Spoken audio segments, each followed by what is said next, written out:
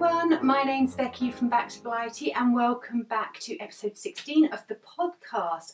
I'm coming at you today from the south coast of England where I live with my partner, our Springer Spaniel called Molly, and sometimes our son Jack when he's home from university. I feel like I need to say Happy New Year to everybody. I know it's the end of January already, but this is the first chance I've had to podcast. So I hope you had a really good Christmas, if you celebrated, and just a good holiday and a nice rest. So it's lovely to have you back with me today. Now I'm hoping the light isn't too bad and I'm not too snowed out. It is throwing it down with rain here in Blighty today and it's mid-afternoon, so the light's getting a bit rubbish, but we'll carry on regardless and hopefully you'll be able to see. So the colours might not be true, but I will put some pictures on the screen of what I've been up to. So how are you all doing? I'm drinking tea today in my chip mug. There you go, just breakfast tea. Actually, I noticed that my chip mug does actually have a chip in it, which is a bit sad. But I love Beauty and the Beast, as I think to most people. So yeah, just drinking tea. It's been really busy here in Blighty. We've been back to work. Jack's gone back to university. We've had lots of things going on over Christmas and I kind of haven't knitted as much as I would have liked to, purely because the time factor. However, I have got some finished objects and some things to show you, and I've got some works in progress, some acquisitions, and also a bit of an update on the Knit for a Stranger mail, so keep posted for that. So where can you find me? You can find me on Instagram as Back to Blighty. We have a Ravelry group for the podcast, so you can hop over there. All the links to those will be down below. And also more details of what I've made and the patterns I've used and the yarns I've used will be on my Ravelry page. But as I said, I will link them all below. We're also on Facebook, so hop on over there, join us there. Yeah, I think that's about it as far as where you can find me. I don't want everyone to sort of come around hunting for me or anything like that. Who would want to do that? But anyway, digressing already. What else was I going to say? I was really thrilled to meet up with Ali from Little Drops Wonderful podcast. I hope you hopped on over to her Vlogmas and saw our trip to Hever Castle. It was so much fun. Again, the weather was rubbish, but we had a really good time and a really good giggle. So, so that was really exciting. And yeah, I can't think of what I've got to tell you. There's so much that's happened, but I'm sure I will digress throughout the podcast and you'll be able to just, you know, find out snippets along the way. So first of all, what am I wearing? Wearing a finished object. This is the Coivoire. I'm not sure how that, if you pronounce it like that, but it's a pattern by Caitlin Hunter. So I'm going to stand up so you can have a little look. It's colour work and textured knitting jumper, and I absolutely love this jumper. It was a delight to knit. It's got these little balloon sleeves, which are really gorgeous, and you can kind of see there how the yarn changes. It's a gradient yarn that I've used. So the yarns I used were Cascade 220. I used, the blue was Superwash Wave, and they're both worsted yarns, and I can't remember what the colour was for the sort of grey beigey colour. I want to say it was Heather. I might have made that up, but as I said, if you pop over to my Ravelry page you can find out a little bit more about that. It was such an interesting knit. You know, you've got the colour work, and then every time you break from the colour work you then go into this textured fabric, which, oh, I don't know if you can see that. You can see better on the sleeves actually. So yeah, so you got the colour work and then the texture, colour work, texture, colour work, and the I-cord bind off. So it was a really great knit. It kept you thinking all the way through it. The only change I made was I added an extra repeat of the textured knitting at the bottom. So if I can go like that, that's better. So I added an extra repeat just to make it a little bit longer. It is cropped, but for me it comes to sort of just on the hip line, which is kind of what I wanted. So it's really lovely, really cosy. I've worn it absolutely loads. It seems to be wearing quite well. There's a little bit of bobbling that's come up, but you know, not a great deal. So yeah, it's wearing really well. I definitely use this yarn again actually. It's really affordable, and yeah, it's soft, it's nice, it washes really nicely. Yeah, it is a super wash. I put it in the washing machine and I just did it on a wool wash for like 10 minutes with a really low spin, and it seemed to be absolutely fine. So yeah, really pleased with that knit. I'd like to make another one, but I probably won't, purely because yeah, I think I'd make another one once this one wears out a bit, because I know I'm going to wear it loads, and I know that during these colder days that we've been having, it's been really lovely. So it's a really nice warm jumper. You know, you sort of dress up for work all smart, and then you get home, you just want something like really cosy, and yeah, so this is perfect at the moment. So the pattern's really easy to follow. It's a paid for pattern. All the Caitlin Hunter projects that I've done have been really well written and just so easy to follow. So even if you're not that experienced with colour work, it's still really easy to follow. So go and check it out. I do recommend the pattern. Okay, so the next thing I've got to show you is a pair of socks. So I cast these on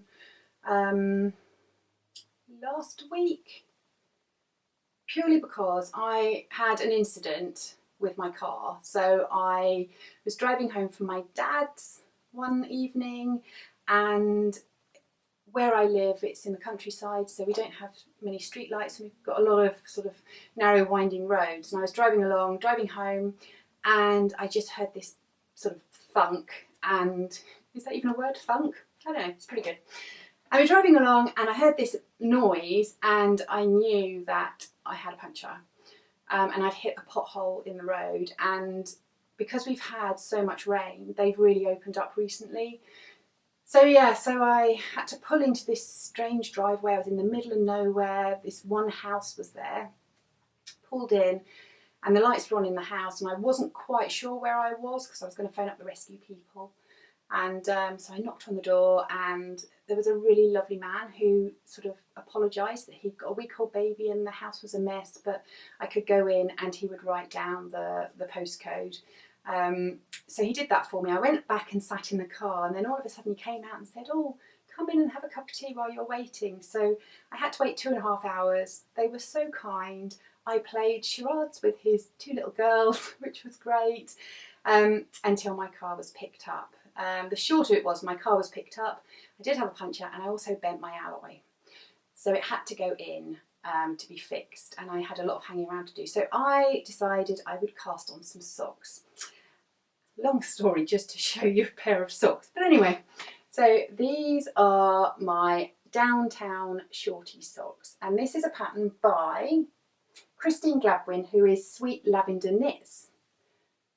And I've just found out that I think she has a podcast. So I'm going to pop over, Christine, and have a look. I didn't even know. The pattern's amazing. It's absolutely brilliant. I shall show you a close-up of the pattern. It's got like a slip stitch pattern that goes up the front of the sock. I've chosen to do an afterthought heel and wedge toe, just because that's my preference. And this yarn here is our Fame colourway. And the raspberry colour is a mini skein that I got from Alison, lovely Alison at Biff Sugar Yarns, and I just had some scraps left of the Fame and wanted to do the heels, toes and cuffs in a different colour. So I'm really pleased with them, really nice. It took me literally a couple of days to finish them, so I'm looking forward to wearing those, and I love the Fame colourway. I am going to be dyeing up some more of that when I get a minute. I haven't had a lot of chance to do any dyeing recently. I have done some, and it will be coming into the shop soon, so thank you for your patience. I am getting there. Right. Excuse me. I think I better have another slurp of tea. Okay. So the next thing I cast on was a Christmas cast on. And I wanted to use some yarn that I got from the Knit Crate subscription. And here is the yarn. And it's called Mistletoe. There you go, you can see it better there. And it is Vidalana by Knit Crate. It's their Lofty DK, and it's 48% merino wool, 20% baby alpaca, and 32% organic cotton. And you get 250 metres per 100 grams. So there's the label for it.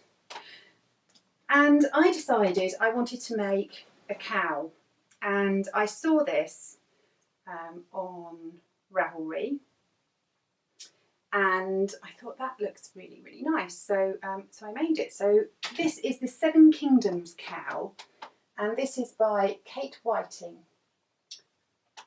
So there it is there. It's got some tassels on the end.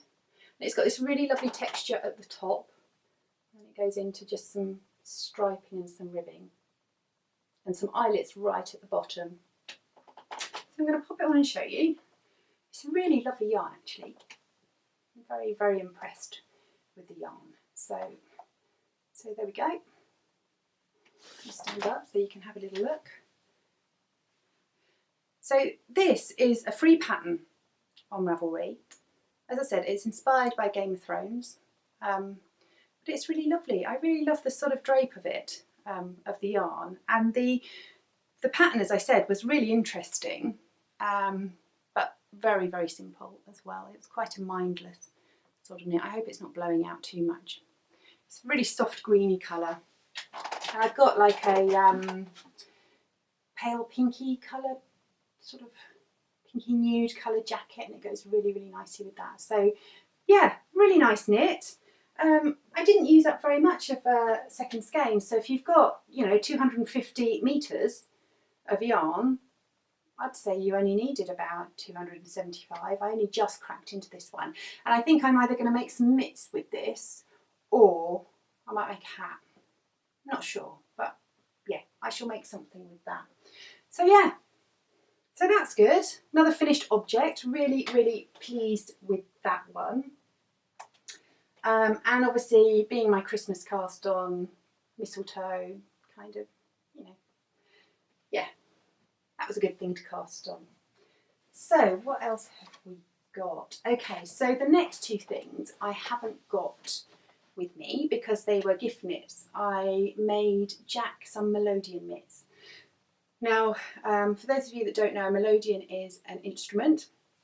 It's a reed instrument, and my son Jack plays the melodeon, and I took some pictures of them, so you'll be able to see them up here.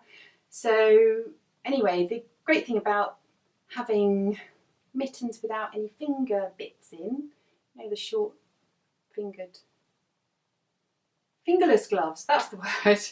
These are just, obviously, they have no fingery bits. I'm not explaining this very well. They're just a big hole, as you can see. And the great thing about that is that when it's a bit colder and if he's playing outside, then his fingers aren't restricted. So I managed to get the yarn from, where was it, Knit Some More. And Tracy, who owns that shop, spins her own yarn, and she also does teaching classes and all sorts of other things. And I bought this yarn, which I think I talked about actually on my last podcast, because I wanted to make him some melodeon mitts. So I did. So he was really happy with them. He wears them all the time. He's even been popped back home. We had a funeral of a friend of ours that we had to go to, and he popped back home for that, and he was wearing them again. So I take it he loves them. I'm sure he does. So that was greatly appreciated, and he's very knit-worthy. The other thing I made was I made another pair of fingerless mittens, sort of the same sort of style, for his lovely girlfriend Thea, who is also very knit-worthy, but I haven't taken a picture of them, and now she's gone and she's taken them. And yeah, who knows, I might get her to send me a picture or tell her to bring them over so that I can take a picture. But yeah, so I made her a pair as well, and that was in Drops Lima, I think it was, and they were just like a grey, yeah, a grey neutral really. But I think she was quite thrilled with those as well.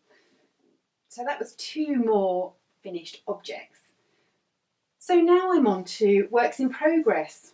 So I'm making a pair of socks that are in my dodgy bag, or I like to call it my not so dodgy bag, by the lovely Ali of the Little Drops of Wonderful podcast, because it's not in any way dodgy. So I'm making a pair of socks, and I'm using some yarn I bought some time ago from Burrow and Saw, and this is her Low Tide colourway. So, oh, make sure I don't pull them out too much. So yeah, it's quite a woolly yarn. It literally, I think on the tag, I've got a tag in here, I have, so organised.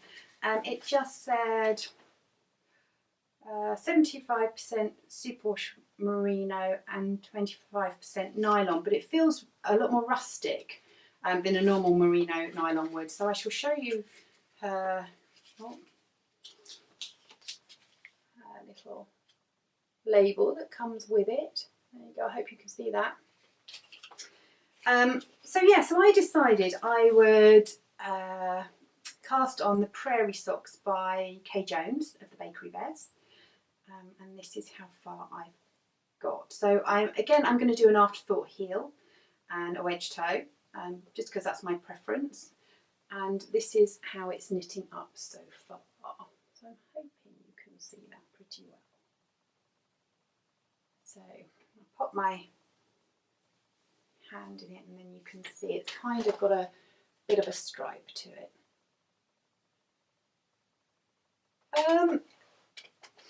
What do I think of the pattern? It creates a really lovely fabric. Sorry, I've got a bit of fluff around the place. Creates a really lovely fabric. What do I think of the pattern to actually knit it? It's getting a bit samey, and you kind of do have to concentrate because of the way that you sort of like create a twist. I don't want to give anything away because obviously it's a paid for pattern, but you just have to focus on it a little bit more, so it's not as mindless as I'd quite liked it to be. But then again, you know, who am I trying to kid? You know, you want something that's a little bit of interest, but then you sort of, you know, yeah, socks aren't something I really want to spend a lot of time focusing on. If it's a jumper like this, then I have a lot of time where I want to concentrate on it, but with a sock I kind of like something a bit mindless. So yeah, so you can see on the back that I'm down the foot, so the pattern goes to here and then it's stuck in it on the bottom of the foot. I think I've got about an inch to go before I get to the toe, and then the toe and the heel will be in this lovely light colour, which is a really nice contrast, I think.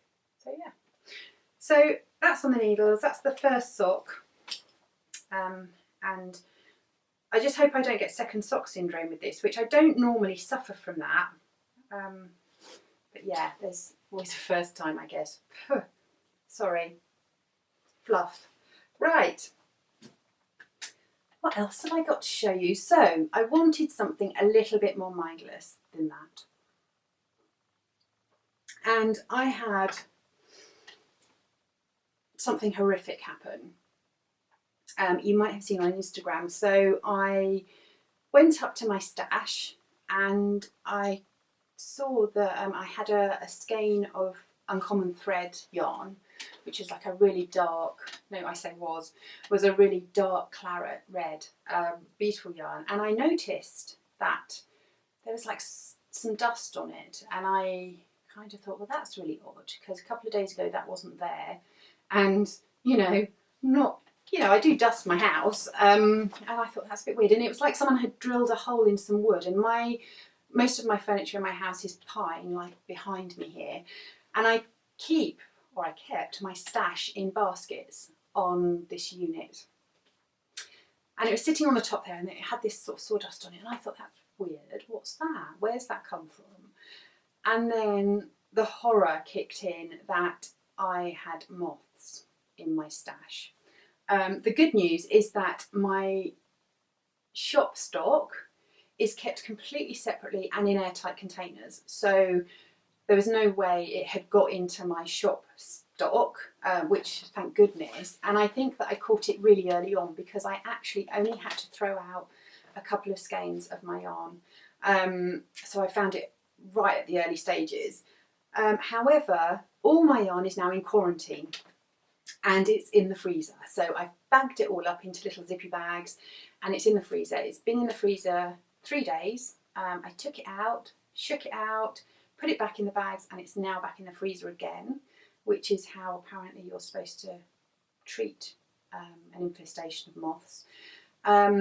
So yeah, so I'm hoping that it's all going to be okay. So note to self, don't leave my yarn out at all. I did get a few skeins of yarn for Christmas, which was really lovely, and I kind of wonder whether one of them had something on it, because it's not warm at the moment. Apparently moths come out in the warmer weather more than in the winter, but I don't know, it could be, you know, from a moth, who knows. Anyway, digressing here. So I literally had finished my socks, finished my cowl, and I had nothing to cast on because all my yarn was in the freezer, or is in the freezer. But I had a bag downstairs with some yarn in that I've tried to cast on a couple of things, but it just wasn't working for me. So I raked it out and I decided I would knit with it. So the yarns that I'm using are these gorgeous yarns. I bought these 2 years ago from my first trip to the Unravel Festival in Farnham, and yeah, they're both Skein Queen yarns. So these are the ones that I raked out that were in a bag in the lounge waiting to be cast on. So it's this lovely blue and then this lovely sort of tonal brown, and it's got the teals in it as well. I hope it's not blowing out too much. I think that's pretty accurate, maybe a bit deeper. Anyway, so excuse me. So the yarns are the blue one, which is this lovely teal colour, is, are we focusing? Yes. Aunt Betty's Pond, which is on their lustrous base. It's 50% superwash merino and 50% silk, and it is so soft and beautiful. It's a fingering weight yarn. And the brownie coloured one, you can see where I've, you know, used it before and then ripped back and tried to sort it out again. This one is Reykjavik, and it's the Slinky Twist, 80% superwash merino and 20% silk. Again, it's fingering weight, 365 metres in 100 grams. So, as I said, I've cast on this a couple of times, or cast on something a couple of times, and just wasn't working for me. And then I noticed the Right Around the Corner shawl. I think that's what it's called. Have I got that right? Yes, by Lisa Hans. I think that's how you pronounce her name. And it's this beautiful shawl. It's really dead simple. As I said, I wanted a mindless knit, and I'm loving this knit. Loving it. So this is how far I've got. So at the moment it's just striping every 2 rows. I'm hoping it's not blowing out. Let's do it that way because that light's a little bit on the bright side. And then what will happen is it will have, one of the colours will be, so you'll have like the brown down this side and then the blue down this side. So it's kind of gonna work that way. At the moment I'm on this edge here. Oh, where the needle is obviously. The great thing about this pattern is that it is done by weight of yarn. So it tells you to knit until you've got this much left and then knit the next bit, which is really nice because it means that you can use up every last bit of your yarn. That's kind of the thinking behind it. So yeah, so I'm really enjoying it. It's great while you're sitting there watching something on TV, or I've been watching Jack Ryan on Amazon. I really liked it. It was really good. Bit of espionage. We all like a bit of that. And the other things I found out when I was looking at the hashtag for the, what was it called? Right Around the Corner shawl, was that Ellie from the Craft House Magic is doing a knit along to go with it as well. So, so I've joined that because, you know, why not? This is living in my bento bag. here, and this is from Knitting Bag and Case on Etsy, and I love this bag. It's really big, and then the idea is that you just knot it at the top, and yeah, it all keeps it all safe. Love this bag. So yeah, so that is going really, really well. Really enjoying that. So those are the only things that are on the needles at the moment. As I said, I'm a bit stuck because my stash is in quarantine. So when you see all these lovely podcasts with all the yarn in the background, please be careful. I used lavender in with my yarn, and whether I didn't use enough, I don't know, but it certainly didn't keep the moths away. So be vigilant, everybody. Okay, acquisitions. Well, as I said, I got a few skeins of yarn for Christmas from the lovely Thea, and they are just lovely and gorgeous and luckily safe, but they are in the freezer. So I won't be showing them on this podcast. Hopefully I shall show them to you on the next podcast, but I got some really, really lovely yarns and festive names to a couple of them as well, so that's nice. The other thing that I got was a lovely gift from my dad, and he got me a knitting bag, and I love it, and it's from the Knitting Bag and Case again on Etsy, and I bought my bento bag after I'd got this bag because I didn't know anything about them before, but I'm going to show you because I just love it. Look! How amazing is that bag? And it's massive. It is absolutely massive. So there's no pocket on the inside, but you can see, like, you know, there's my body. You can see how big it is. It did have my jumper in it over Christmas. So it's a perfect jumper bag project, especially with a worsted weight jumper because you need a bit of space. It's got a lovely handle, and there's also a little eyelet just here. I don't know if you can see that, where you can thread your yarn through should you wish to. I'm not too bothered about that. I just open up the bag and that's kind of it. But I love it. It's a piggy. So yeah, so I'm really, really pleased with that. Thanks, Dad. It's amazing. Okay, so what else have I got to tell you? So I've told you about my puncher, moths, going to Heber Castle with Ali. What else? Oh, hold on. I've just remembered something that I got as a gift and I forgot. So hold on a second. Okay, I'm back. I can't believe I forgot this. Thea, I'm so sorry. So as well as the yarn that Thea bought me that I can't show you because of the moth infestation, she bought me a book, and it's just hysterical. And the whole family sat around at Christmas and were reading it because it was just really, really funny. So you need to have a sense of humour for this. So I'm just going to show you.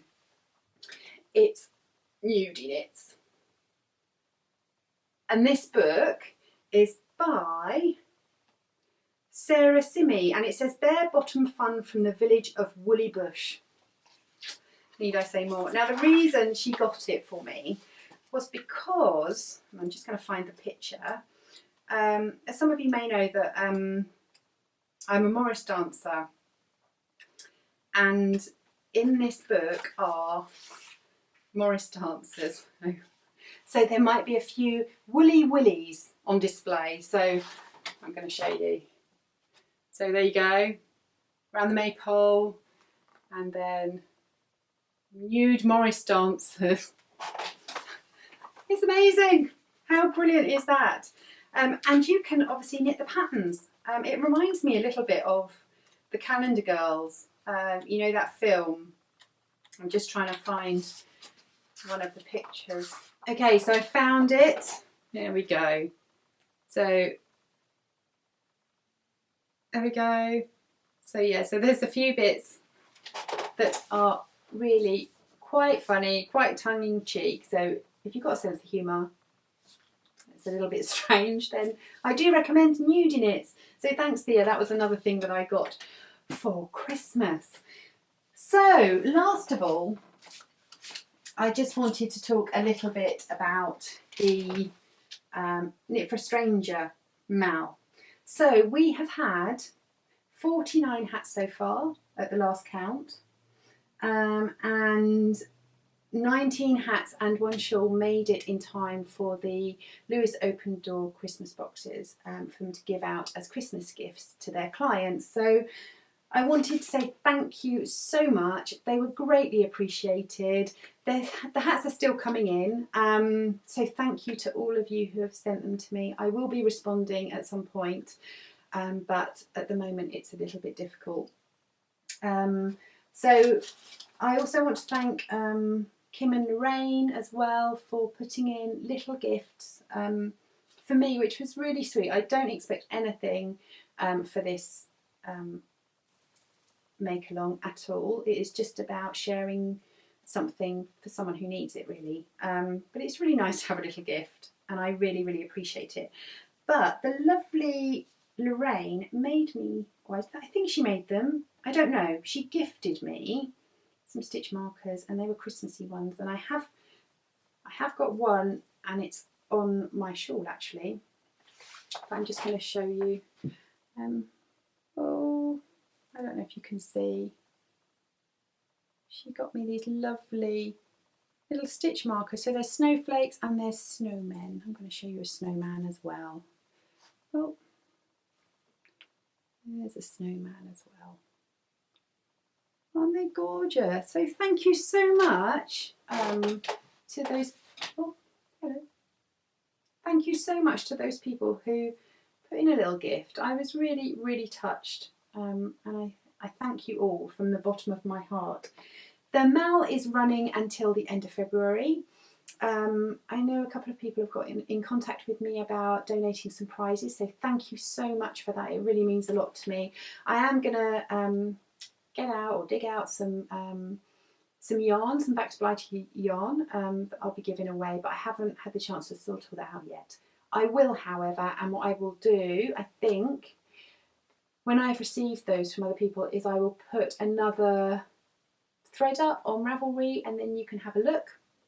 Or I might just show them the next podcast, and they'll probably be telling you who's won them as well by the time I get round to it.